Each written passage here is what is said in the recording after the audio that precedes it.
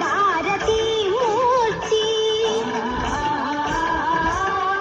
సత్యయుతులను సగు పార్వతీ మూర్తి సంపదల సగు శ్రీ సతీ మూర్తి ముప్పొద్దులకు మూల మీ దివ్య కీర్తి ఎరుగని సతుల కరుణించునంది శ్రీమన్మహాలక్ష్మి చేరవచ్చింది సౌభాగ్య శోభల వరము తెచ్చింది.